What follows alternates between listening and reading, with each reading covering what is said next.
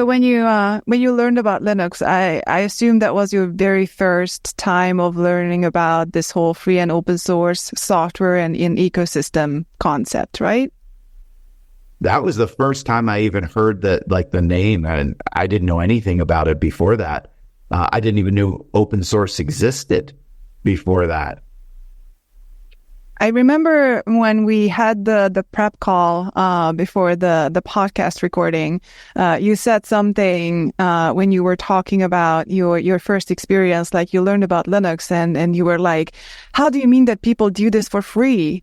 So do you remember how you got from that realization that this is not just software that you can download for free, but there are people who are spending, their free time to participate and work on the code. And then we all know that by today it became a whole way of corporate software and now hardware development method as well.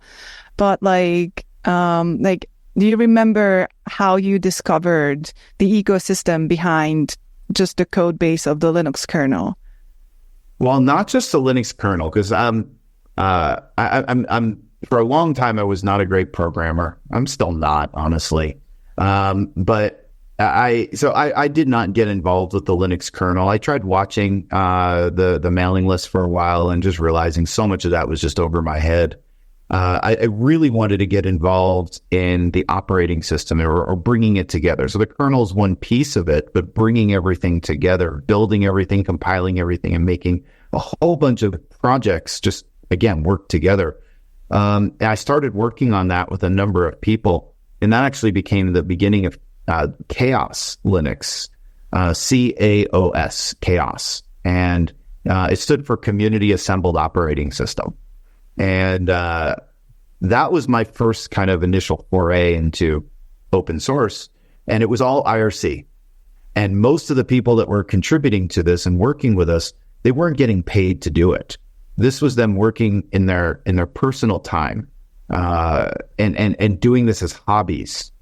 And you can really see this as well, early conferences around Linux. And I remember in San Jose, and then it moved to San Francisco, we used to have something called the Linux World.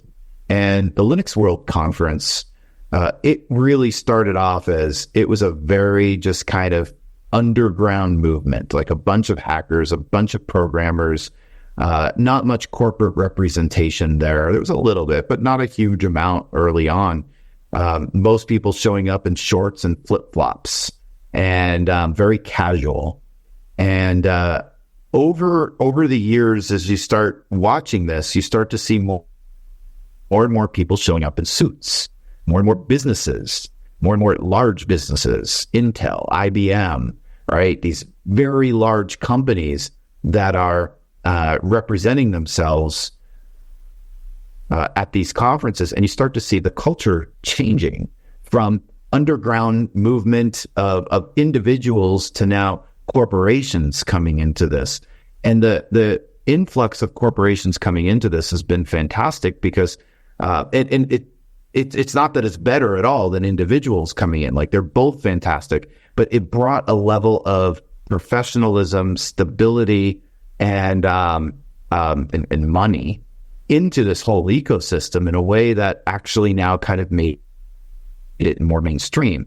And it was funny, before the creation of Rocky Linux, I was actually having a conversation with several people thinking, it's really a shame that newer generations, younger generations, aren't going to see the same level of kind of open source that we saw in its beginnings, 20, 25 years ago.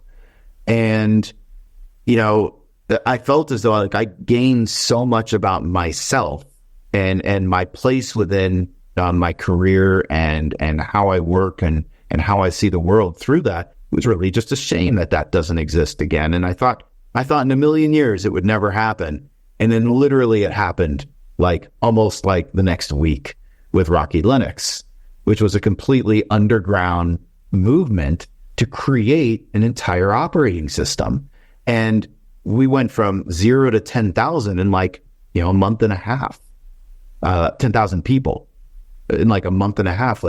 Again, I didn't think that would ever happen again. And so I'm thankful and I'm grateful that, it happened, because it changed a number of people's lives within the Rocky ecosystem.